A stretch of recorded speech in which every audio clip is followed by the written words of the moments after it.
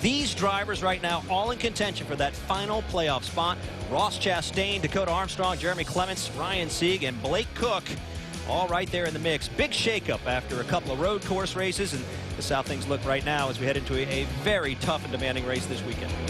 Yeah, and you know, it's tough to gain points and easy to lose points, and these guys have been on. The guys talked about it. Parker talked about it from driving the truck on Wednesday night, that it was really slick when he first got here. We saw the cup. It's going to happen first. Yes, and it's going to get, the problem with 11.5 minutes is it's going to get crowded out there quick. Then whose lap gets messed up because some guy comes out. If they don't get a lap, at least they got something down. See that, and that it's, we talk about it as a game, but the fact is we can look at it any way we want. Yeah. But at 10 minutes and 40 seconds, round one is over.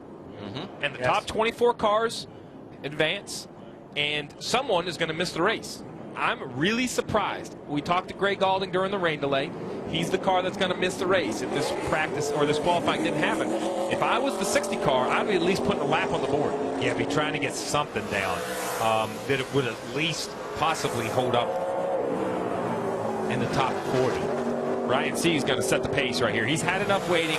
He's going to go out. How about that gutsy move by the Tucker, Georgia driver, taking the 39 up to pretty good pace now. That Chevrolet down the backstretch into turn 3. Car looked good through 1 and 2. It didn't, you know, we'd seen in the past, they get down here and they begin to wiggle a little bit when the racetrack is cold, but really. Kyle, that's faster than he ran in practice. He only ran a 15.83 in all of that practice we had Thursday. That's a 76 right there. That tells me the track isn't as good a condition as it was on Thursday. Under 10 minutes remaining. Activity picking up just a little bit. Garrett Smithley was on track. Did not take an extremely fast lap. Second lap faster for Sieg. Drops her down to a 15.52. Mike Harmon is up to speed on the track in the 74 car as well. And let's bring it in and cool down right there. So Sieg took the first fast laps of the afternoon, being called back to pit road by his crew, and they're going to cool that car down. These last 5 or 6 seconds, tip of the hat to Ryan Sieg. First guy track, 22nd, makes it to the next round. It's a great job. Great job for those guys to go out and put that lap down and just show everybody the racetrack did have grip in it. We could go out and run.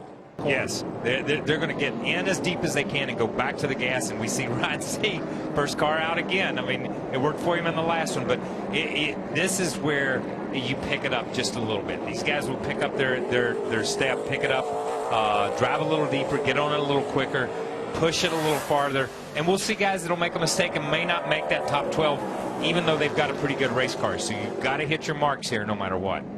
Ryan Sieg Racing adding the veteran Bruce Cook to their lineup this week. Crew chiefing the 93, but helping out as well.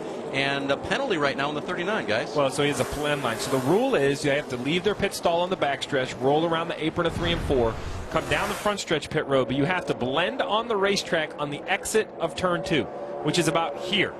He was on the racetrack in the middle of 1 and 2. That is a blend line violation, so this lap doesn't count. Why is it a big deal, Steve? Well, it's a big deal because everyone... How has he gone over the rules with his crew chief? Because I know Ryan Sieg had a little bit of issue, Kyle, in qualifying. Yes, and we're going to watch him in both qualifying sessions here, I think. I think this is the first qualifying session. If we remembered, they waited. Here he is leaving pit road. He leaves, he drives down in the middle of 1 and 2, and boom, he's up in the middle of the racetrack. This is the first qualifying session. This is the second qualifying session. He leaves pit road, boom, he's up in the middle of the racetrack. This time, he gets penalized for it. They did not call it in the first session, and I don't believe they called it in that first session because they had started, stopped, they had done some stuff, they wanted to get some cars out there, and NASCAR didn't call it. And the second one, I think they looked at it and said, no, we're going to have to come back and look at this again. But as far as Ryan was concerned, he did the same thing both times. He did not see that coming. I agree. I think that the stopping and starting definitely helped him in the first call, and it looked like he got closer to the exit of turn 2. I'm not going to say he was on the exit of turn 2, but if you're talking balls or strikes, that one was a little closer to the plate. Yeah. One of the biggest shows on dirt. Well, let's stick to the dirt. There are plenty of places here. Or the ramparts we watched were so Of that cut line after Bristol. Marty Snyder? Dave, when you're on the bubble, Bristol can be a dangerous place. In fact, Ryan Sieg told me moments ago, I'm about as nervous tonight as I've been all year long. He said part of that is because we're on the bubble. Also, part of it is because we unloaded, quote, not with it this weekend. We've had 2 right front flats this weekend during practice and in qualifying, and I feel like setup-wise, we were in trouble. So we made a lot of changes this morning to this 39 car, hoping we make it better. As he told me, I just don't want to go backwards tonight, Rick. I want to go forward. And Marty, that might be the big unknown, is what to expect. And he's still running hard, still running fast lap time. So he's decided to attack this racetrack, and he is exceptionally fast right now. Jeff, you said anywhere there's a clean racetrack. You look out there on the track right now and you tell me where there's a clean racetrack. There are cars everywhere. It is. It really is. It is cars everywhere. Look how fast they're going. I mean, that's the thing.